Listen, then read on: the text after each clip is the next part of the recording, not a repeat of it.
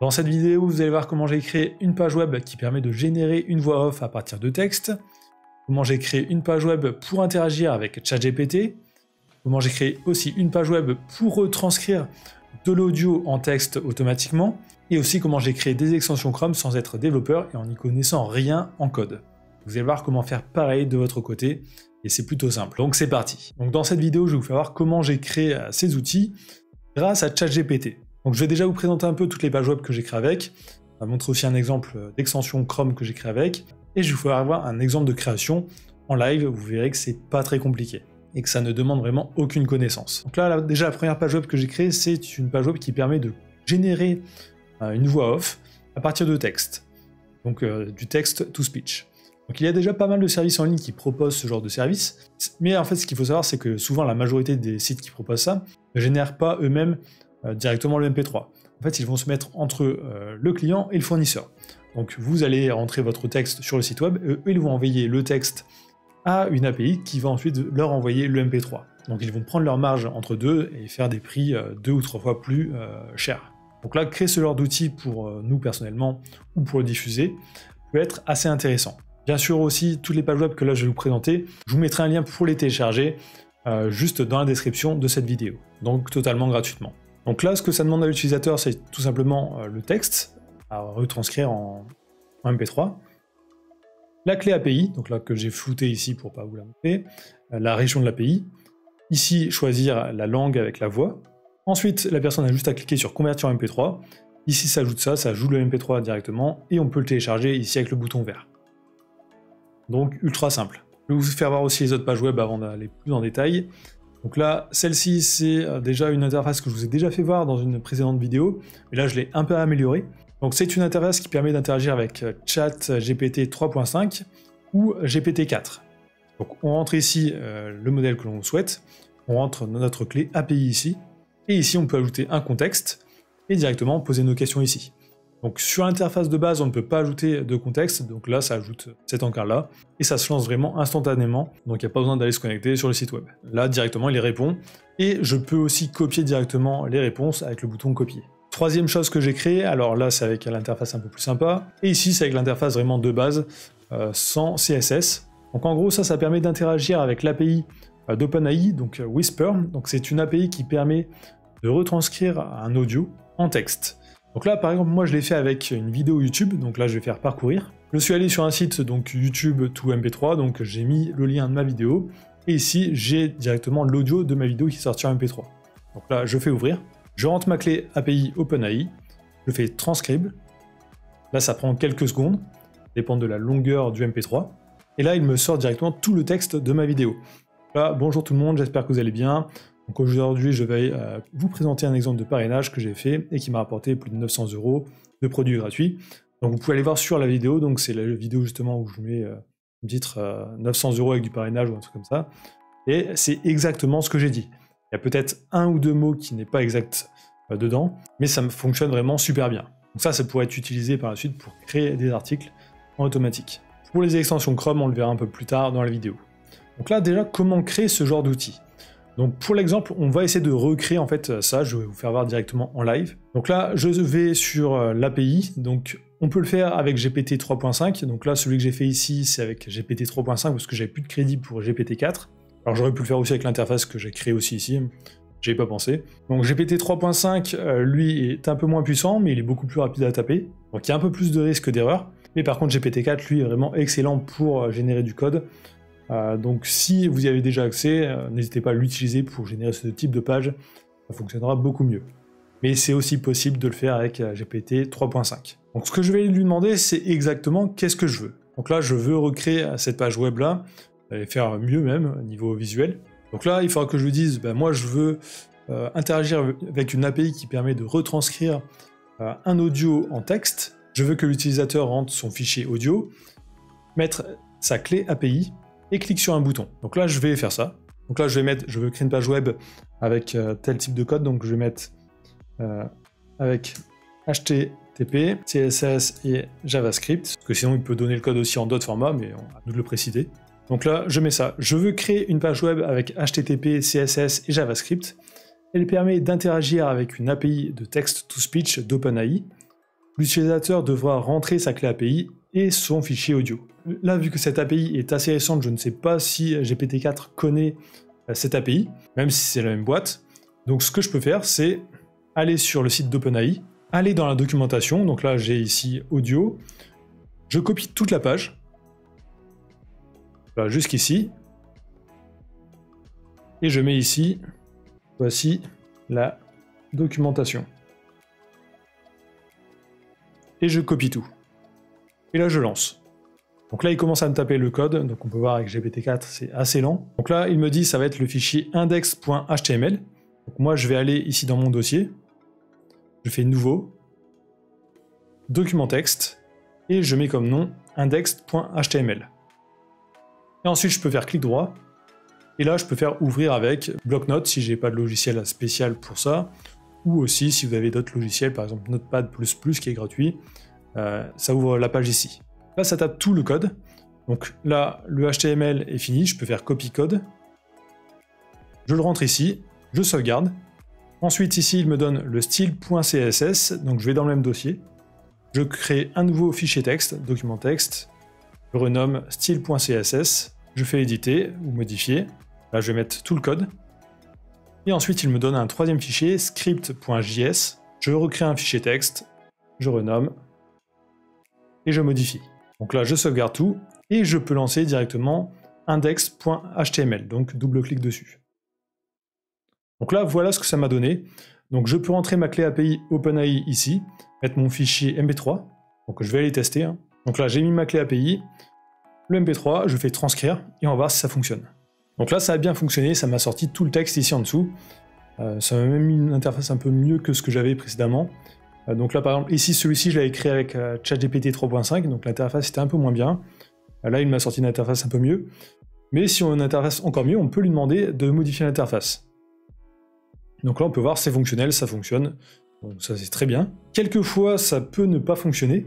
Donc on peut lui dire directement dans ici ChatGPT, ça fonctionne pas, ça ne m'affiche pas le message, etc. Et il va venir voir s'il y a une erreur et modifier ça. Donc je peux dire, améliore le style de la page. Donc là, il me dit de modifier le style.css. Donc je vais ici aller dans style.css et je vais devoir entrer le nouveau code qu'il va me donner. Alors quelquefois il donne juste une partie du code, donc on peut lui demander de remettre ici le code en entier, comme ça on n'est pas perdu dans le code. Donc ça on va aller voir, donc je vais changer tout ça, copier, coller, et je vais actualiser ma page. Donc là oui j'ai une interface qui est quand même beaucoup plus sympa, je peux remettre ma clé API ici, remettre l'audio, je vais retester parce que quelquefois ça peut créer une erreur dans le code, donc là transcrire, et là il me met bien le résultat, donc tout fonctionne parfaitement. Je pourrais le dire aussi d'ajouter des petites options, par exemple de créer un petit bouton qui va permettre de copier seulement en un clic tout le contenu sans faire ici sélectionner manuellement. Donc là voilà comment créer cet outil vraiment en juste 2-3 prompts.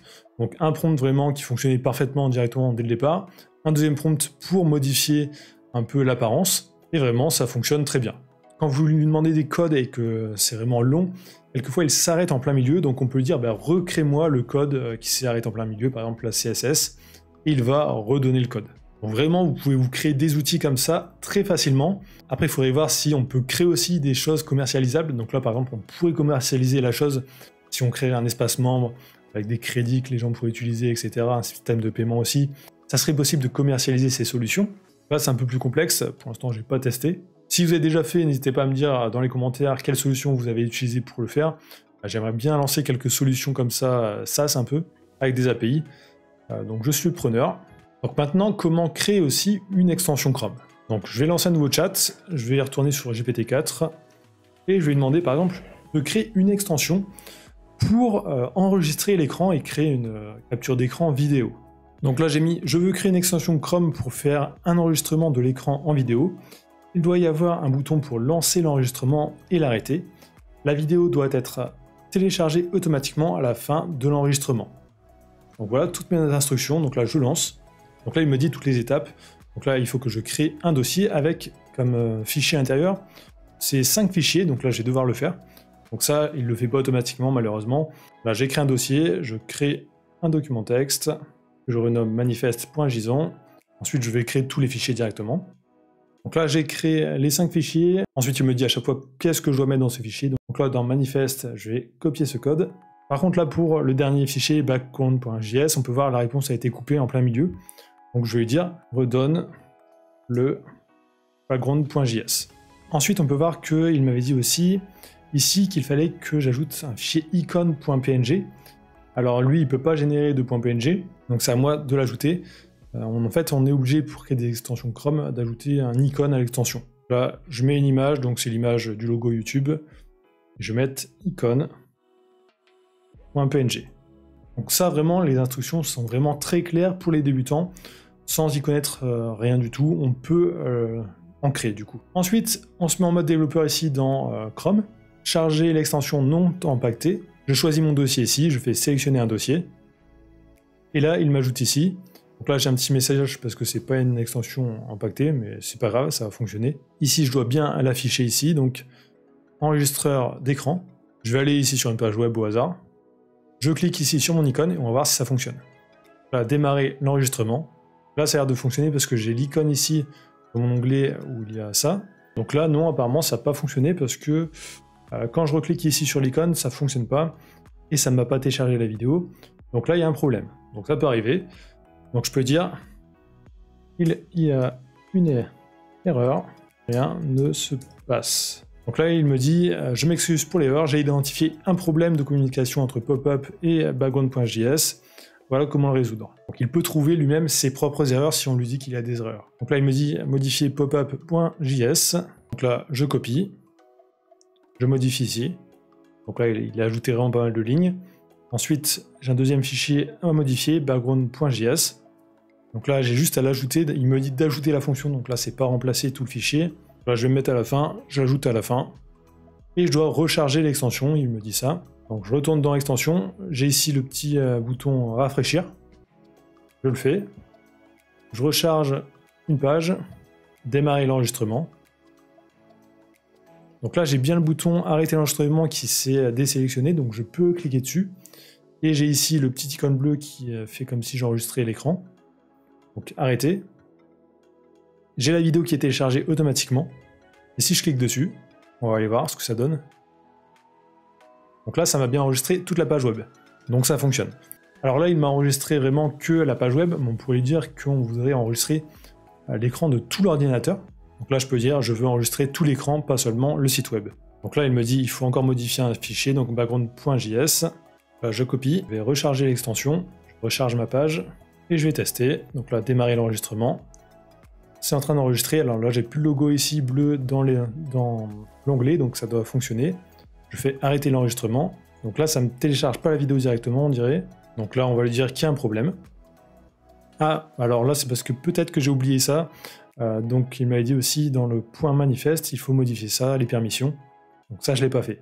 Donc là, download capture. Là, je vais modifier ça. Je vais relancer encore. Et là, j'ai quelque chose donc, qui me demande qu'est-ce que je veux enregistrer. Donc est-ce que je veux enregistrer tout l'écran ou alors une fenêtre de mon PC spécifique. Donc je peux lui dire d'enregistrer un logiciel ou vraiment n'importe quoi. Là, si je fais tout l'écran, je fais partager. Là, j'ai un petit message, vous avez partagé l'écran. Donc ça enregistre. Je fais arrêter. Ça me télécharge bien la vidéo. Je vais aller voir. Donc là, j'ai bien les barres en haut et en bas, donc ça enregistre bien tout l'écran. Donc ça fonctionne. Donc voilà comment créer une extension Chrome grâce à ChatGPT. Ce qu'on peut faire aussi, c'est créer des extensions Chrome qui vont, par exemple, cliquer sur des éléments ou automatiser des tâches sur un site web spécifique. Donc là, je fais New Chat. Donc je vais essayer d'automatiser ma fenêtre ChatGPT pour envoyer directement un message automatiquement ici. Donc là, je vais lui dire de prendre cet élément-là. Je fais copier XPath et je vais lui dire d'automatiser ça. Donc là, je lui dis, j'ai un site web, je veux créer une extension Chrome qui va venir rentrer du texte automatiquement dans l'élément. Là, j'ai mis le chemin de l'élément. Je veux qu'il rentre le mot de salut. Ce que l'on aurait pu faire, c'est lui dire plusieurs étapes. Par exemple, lui dire, je veux que tu rentres du texte dans cet élément, ensuite que tu cliques sur tel élément, que tu attendes 5 secondes, que tu reviennes et que tu cliques sur tel ou tel élément, vraiment créer une chaîne d'automatisation. Ou on pourrait lui dire carrément, clique sur le like de tous les commentaires YouTube. Ou alors réponds à tous les commentaires YouTube qu'il y a sur la page. Alors attention, j'ai essayé, si on lui dit par exemple de faire ça, automatisé sur le site YouTube telle ou telle chose, il va dire ah c'est pas forcément éthique, c'est pas forcément légal, donc je vais pas le faire, donc il va vous dire non. Donc pour contourner ça, vous ne lui dites pas quel site c'est, vous lui dites tout simplement j'ai un site, je veux automatiser telle chose dessus, et vous lui donnez les chemins à chaque fois des éléments à sélectionner ou à taper. Là je vais faire OK, donc là il va faire comme précédemment, donc me dire tous les fichiers qu'il faut créer, etc. Là pour l'exemple je vais m'arrêter là, hein. Ça sert à rien d'aller jusqu'au bout parce que ça fonctionne exactement de la même façon. On va créer les fichiers, on va rentrer toutes les lignes de code ici dedans, et on pourra tester notre extension. Et normalement, une fois que j'aurai l'extension, j'aurai juste à cliquer dessus et ça va rentrer le mot directement ici. Donc je pense que la vidéo est déjà assez longue. Donc ces 3 sites web que je vous ai montrés, donc ça va être celui-ci pour Microsoft Azure, l'interface ChatGPT et aussi ici l'interface que l'on a créée directement dans cette vidéo de transcription audio vers texte. Je vais vous mettre tout ça dans la description de cette vidéo, vous pourrez le télécharger totalement gratuitement. Donc je vais voir, je vais peut-être le mettre sur Google Drive ou alors sur GitHub, j'ai jamais utilisé. Donc j'espère que cette vidéo vous a plu. Si c'est le cas, n'hésitez pas à me le dire dans les commentaires. Tapez ChatGPT ou vraiment n'importe quoi dans les commentaires. N'hésitez pas aussi si vous avez d'autres idées de vidéos dans les commentaires ou des idées d'automatisation. Pour ceux que ça intéresse, j'ai créé un canal Telegram, donc vous pouvez le rejoindre, on parle d'IA, d'automatisation, business en ligne, etc. Totalement gratuit, c'est dans la description. Merci d'avoir regardé, n'oubliez pas de liker, commenter, de vous abonner, et je vous dis à très bientôt.